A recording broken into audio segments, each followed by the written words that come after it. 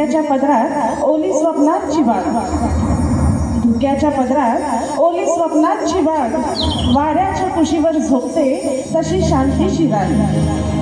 धुक्याच्या पदरात ओली स्वप्नांची बाग, वाऱ्याच्या कुशीवर झोपते तशी शांतीची राग। या निसर्गाच्या नाभीत उमलतो असा ज्वाला एकच खरा, प्रेमात न्हालेला पण लढवय्या असा आमचा शक्तिपुरा, असा आमचा शक्तिपुरा, असा आमचा शक्तिपुरा।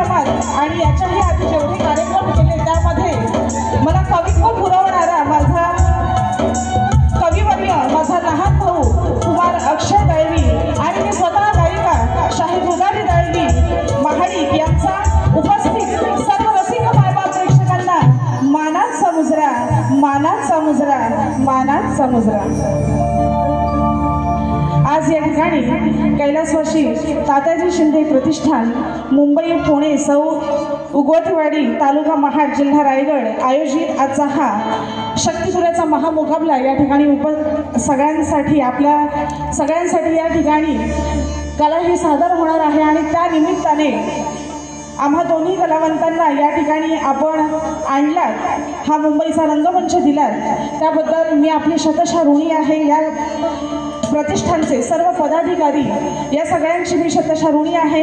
त्याचप्रमाणे या ठिकाणी आजचा कार्यक्रम बघण्यासाठी खास नागोठण्यावरून तुरेवाले शाहीर श्री योगेश जाधव बुवा हे या ठिकाणी आलेले आहेत, तर त्यांना सुद्धा शाहिरी मानाचा मुजरा. त्याचप्रमाणे माझी मैत्रीण शक्तिवाले शाहीर तेजन पवार गोताड आणि त्यांचे मिस्टर हेही सुद्धा या ठिकाणी उपस्थित आहेत, तर त्यांना सुद्धा शाहिरी मानाचा मुजरा. तसेच उत्कृष्ट बेंजोवादक जयेश नागती हे सुद्धा या ठिकाणी आहेत, त्यांना सुद्धा शाहिरी मानाचा मुजरा. त्याचप्रमाणे आजचा माझा आवाज आपण सगळ्यांपर्यंत पोहोचवण्याचं महत्त्वाचं काम करणारे आमचे राजेश दादा पड्याळ साऊंड मास्टर यांना सुद्धा शाहिरी मानाचा मुजरा. तसेच माझे मिस्टर आज या ठिकाणी उपस्थित आहेत जितेश महाडिक, त्यांना सुद्धा माझा शाहिरी मानाचा मुजरा. तसेच आज या ठिकाणी कार्यक्रम बघण्यासाठी संगीत क्षेत्रातील इतरही जर कोण, कारण कार्यक्रमाला फार कमी वेळ आहे, पाऊण तासात कार्यक्रम आटवायचा आहे, तर आपल्याला दुसरी बारी सुद्धा बघायला मिळेल. त्यामुळे जर कोणी या ठिकाणी आलेला असेल, नाव घ्यायचं राहून गेलं असेल, तर त्यांचंही माझ्या कार्यक्रमामध्ये स्वागत. आणि फार वेळ न घेता त्याच्या आधी ज्यांचा आणि माझा आजचा सामना आहे असे आपले तुरेवाले शाहीर महेश शिंदे बुवा यांचा आज वाढदिवस आहे. त्यांना वाढदिवसानिमित्त माझ्या संपूर्ण ग्रुपच्या वतीनं आणि माझ्या वतीनं मी त्यांना वाढदिवसाच्या लाख लाख शुभेच्छा देते.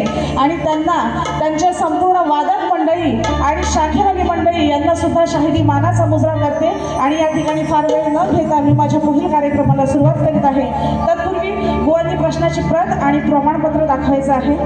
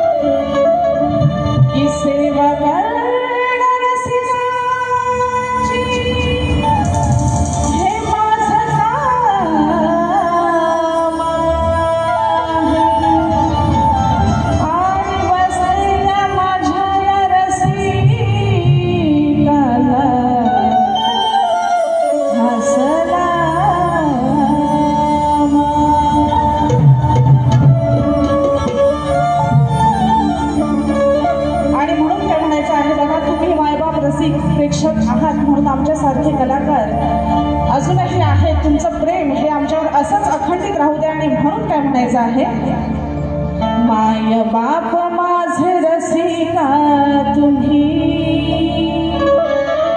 रंगमंच माझं मंदिर आहे. माय बाप माझे रसिका तुम्ही, रंगमंच माझं मंदिर आहे.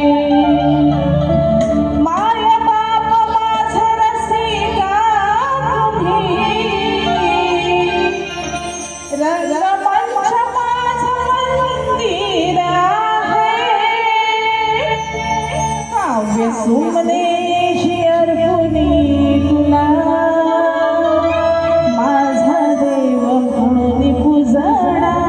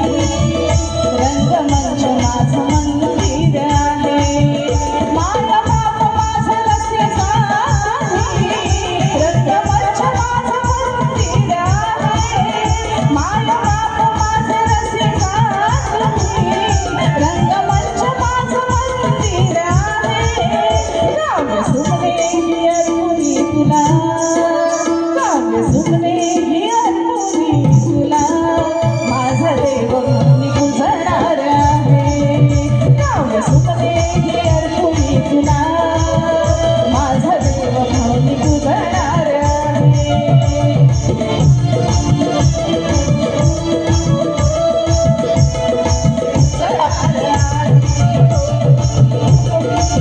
पुणे तुला माझा देव म्हणून पूजणार आहे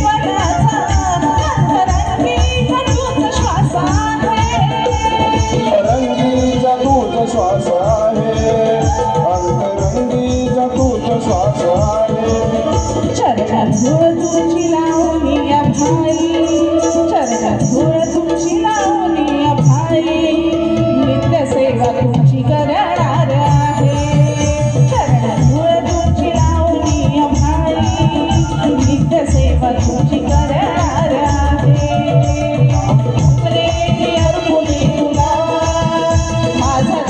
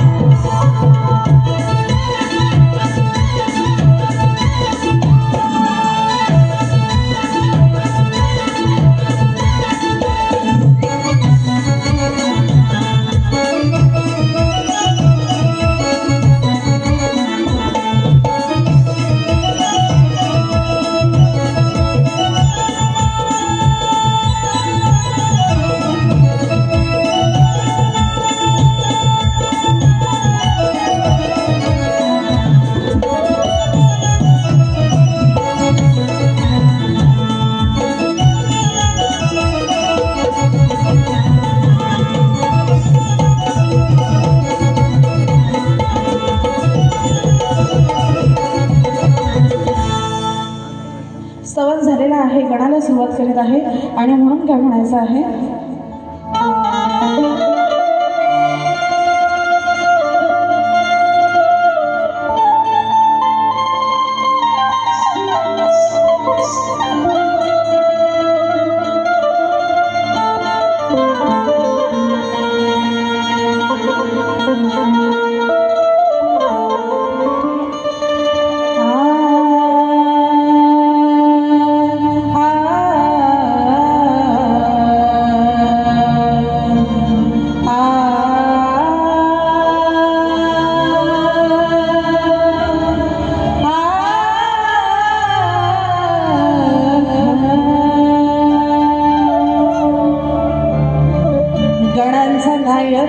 विद्येचा तू दाता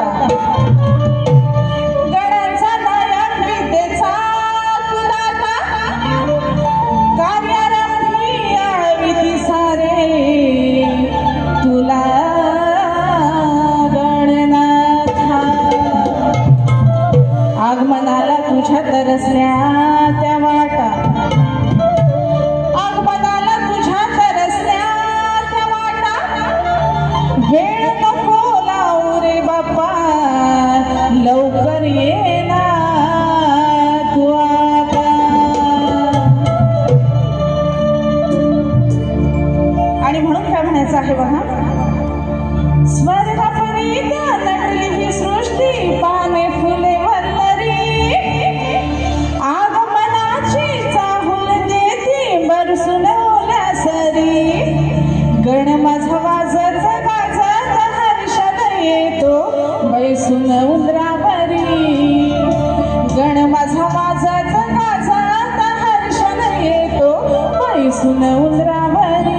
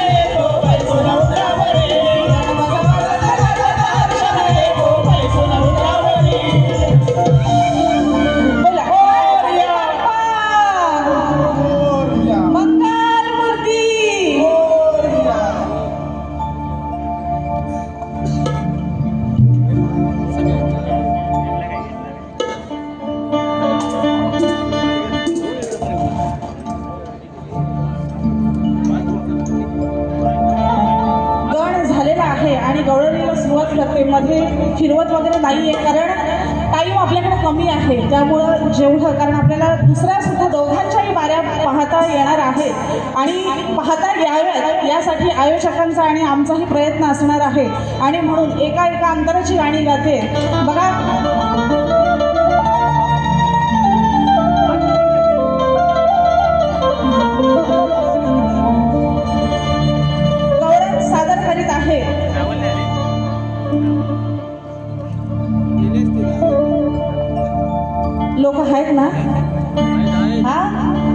नुसते मोबाईलच दिसत आहेत. हा आवाज पाहिजे की नाही? अहो गवळण आहे, आवाज पाहिजे की नाही?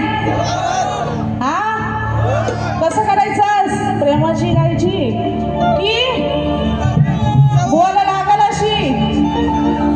बोला बोला, तुमचा आवाज पाहिजे. टाइम वेस्ट नका करू अजिबात. एक एक मिनिट महत्वाचा आहे. बोला पटापट. हा पहिली गोष्ट, चावटलं मी काय गात नाही. जे काय गाते ते शास्त्रातच गाते. बरोबर आहे. आपण सध्या ट्रेंड चालू आहे प्रेमाच्या गवळणी. पण असं प्रेमाची गवळण न गाता मी माझ्या गवळणीतून मजा कशी येणार आहे ती, कारण आपण चावटलं काय गात नाही. आणि म्हणून बघा काय म्हणायचं आहे. तत्पूर्वी या ठिकाणी आजचे प्रमुख पाहुणे म्हणून आजच्या कार्यक्रमाचे प्रार्थना आणि गणसाठी श्री रामदास संगीता पांडुरंग देवरुखकर, मुक्काम पोस्ट वाकवली, तालुका दापोली यांच्याकडून 501 रुपयाचं पारितोषिक आलेलं आहे. म्हणजे आपला आभारी आहे. धन्यवाद. बघा आजच्या कार्यक्रमाचे प्रमुख उपस्थिती माननीय श्री सोमनाथ दादा ओझरडे. आलेत का साहेब? नाही आलेत अजून. असो, कार्यक्रम म्हणजे माझी बारीची सांगता होईपर्यंत, पहिल्या बारीची सांगता होईपर्यंत साहेब येतील, कारण माझ्याशी पण कॉन्टॅक्ट झालेला आहे. त्यामुळे फार वेळ न घालवता आपण गवळणीला सुरुवात करूया. आणि म्हणून काय म्हणायचं आहे बघा की या नंदाच्या कान्हाला जल घडवणारा, खोड मोडायला याची मी शक्कल लढवणार आहे, की रागाचा पारा ह्याच्या आईचा आज चढवणार आहे, आणि खैर नाही या काळ्याची मिळून सारे ह्याला आज बडवणार आहे. आता बडवणं म्हणजे प्रेमानं. आपण एखादी आई नाही का मुलाला बोलते गप घरात चल, नाही असा बडव बडव बडवीन ना, गप चल.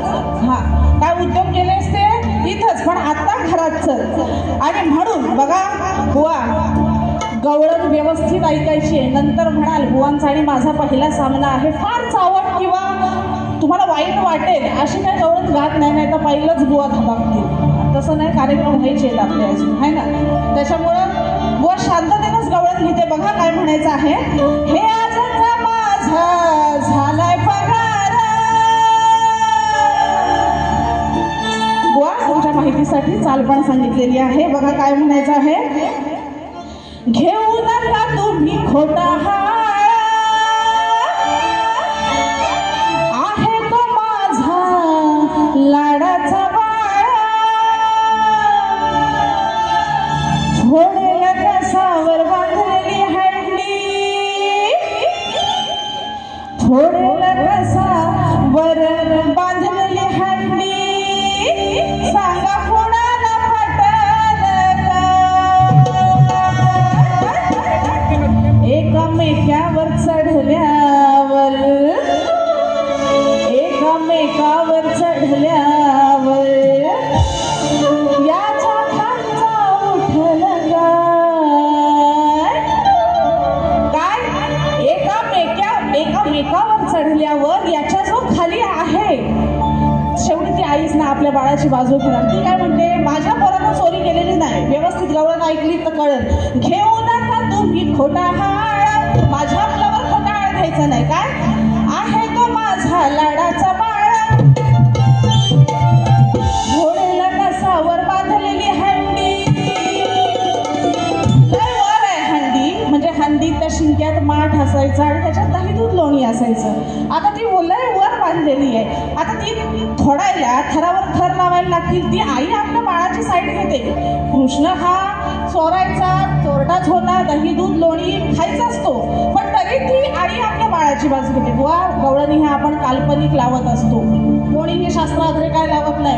हा सगळ्या काल्पनिक आणि काल्पनिकच विषय गात असतो. म्हणून ती आई काय म्हणते, घोडेला कसावर बांधलेली हंडी, सांगा कोणाला पटल काय, एकामेकावर चढल्यावर. आता या एवढा थर लावला ना त्यांनी, तर एवढ्या थरावर चढेपर्यंत तो खालचा राहील काय? पोरा पोरा असतील त्यांच्यात काय दम? व पोरा पोरांच्या दम हो, नाही तर बुवा म्हणते का माझा दम बिम काय काढला हा, व तुमच्या दमाशी काय माझा संबंध नाही हा. एकमेकावर चढल्यावर याच्या खालचा उठल काय? एकमेकावर चढल्यावर याच्या खालचा उठल काय?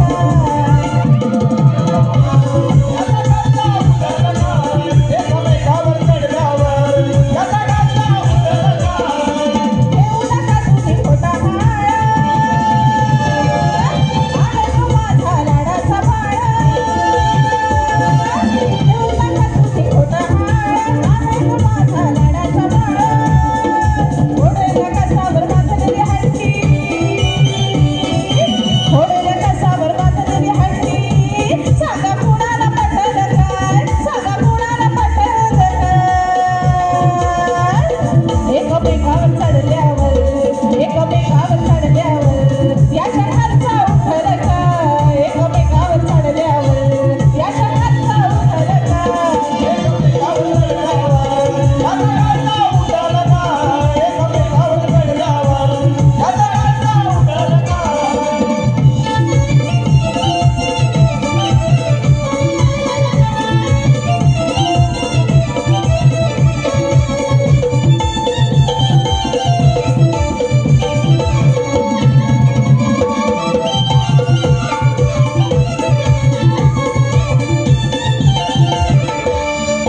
कशाला करता उगाच नावा, पट्टा घालवता कानाच्या नावा. पट्टा लावता कानाच्या नावा, पट्टा लावता कानाच्या नावा. कशाला करता उगाच नावा, पट्टा घालवता कानाच्या नावा. पट्टा लावता कानाच्या नावा, पट्टा लावता कानाच्या नावा. सांडलेलं तुमचा दही दूध दावा, सांडलेलं तुमचा दही दूध दावा. आज तुम्हाला जमणार नाही, आज तुम्हाला जमणार नाही. एकमेकावर चढल्यावर एकमेकावर चढल्यावर याच्या खालचा उठल काय? एकमेकावर चढल्यावर याच्या खालचा उठल काय? एकमेकावर चढल्यावर याचा खालचा उठल काय? एकमेकावर चढल्यावर याचा खालचा उठल काय? येऊ नका तुम्ही खोटा हाळ, आहे हा माझा लाडाचा बाळ. ओढेल्या कसावर बांधलेली हंडी, ओढेल्या कसावर बांधलेली हंडी. सांगा कुणाला पटल काय? सांगा कुणाला पटल काय? एकमेकावर चढल्यावर याच्या खालचा उठल काय? एकमेकावर चढल्यावर याच्या खालचा उठल काय? एकमेकावर चढल्यावर याचा खालचा उठल काय? एकमेकावर चढल्यावर याचा खालचा उठल काय?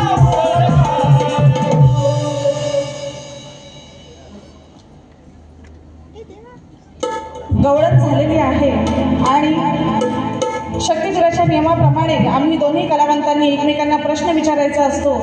प्रश्नाची प्रत बुवांकडे पोचलेलीच आहे, परंतु आपणा सगळ्यांच्या माहितीसाठी माझा प्रश्न असा आहे. पुराण काळात एका राजाने सर्पसत्र सुरू केले. त्याच्या यज्ञात 18 ब्राह्मण मेले. तर ते 18 ब्राह्मण कोणी जिवंत केले आणि कोणत्या साधनेनं जिवंत केले, असा सरळ साधा सुटसुटीत माझा विषय आहे. बुवांचा नाच मी बघितलेला आहे. म्हणजे जुने जे नाच होते ना त्यांची आठवण झाली आणि त्यांची गुरुपरंपरा वंशपरंपरा बघता मला असं वाटतंय की प्रश्नाचं उत्तर माझ्या आजच मिळेल. कारण हा प्रश्न माझ्या गुरुवर्यांनी नाही तर माझा भाऊ फक्त 26 वर्षाचा आहे, त्याच्या अभ्यासाप्रमाणे हा प्रश्न त्यांनी तुम्हाला दिलेला आहे. अपेक्षित आहे की उत्तर बुवा तुमचं माझ्या प्रश्नाचं उत्तर आजच मिळेल अशी अपेक्षा करते. खरंच जर उत्तर असेल तरच द्या, अन्यथा माझा विषय गेल्या वर्षीपासून चालत आलेला आहे तसाच राहू देत ही विनंती आहे. आणि पदाला सुरुवात करीत आहे आणि म्हणून काय म्हणायचं आहे.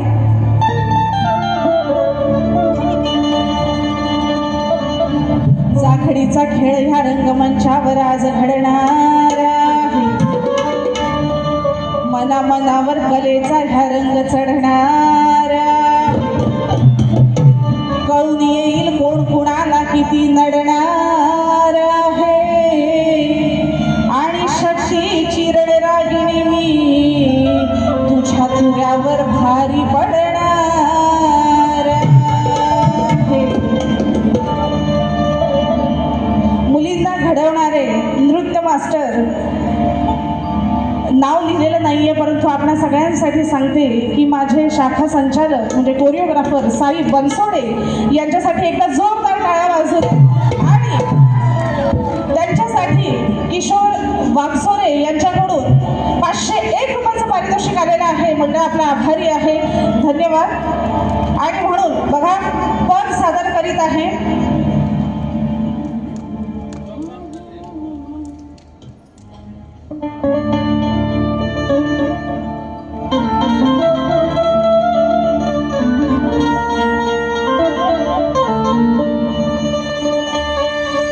किती वर्णू तुझी रूपे खेळ तुझा हा निराळा. किती वर्णू तुझी रूपे खेळ तुझा हा निराळा. कधी भोळा न कधी कधी महेश दिसतो ना काळा. कधी भोळा न कधी कधी महेश दिसतो ना काळा. आधीच सांगितलेलं आहे जी काही गाणी गाते शास्त्रात फक्त एक अंतरा किंवा एवढंच गाऊन बारी काढते मी आहे, माझं पण लक्ष आहे. काय बघा, महेश म्हणजे शंकर भगवानचे अनेक रूपं आहेत आणि त्यापैकी एक म्हणजे महेश. शंकरांचे जी अनेक नावं आहेत, जी अनेक त्यांनी रूपं घेतलेली आहेत किंवा ते ज्या जन्मात आलेले आहेत, तो एक जन्म म्हणजे महेशाचा.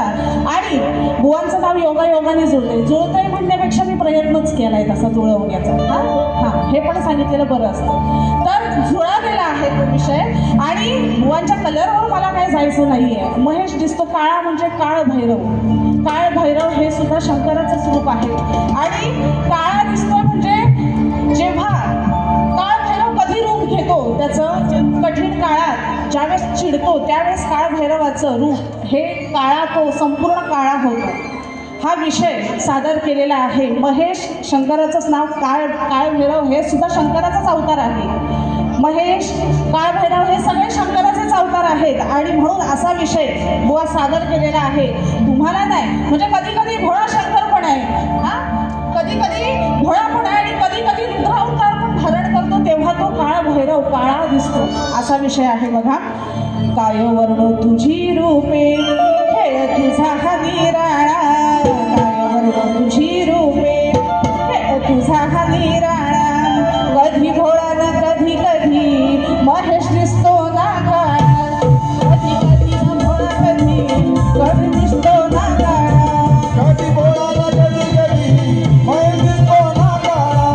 कधी भोळा न कधी कधी महेश दिसतो ना काळा.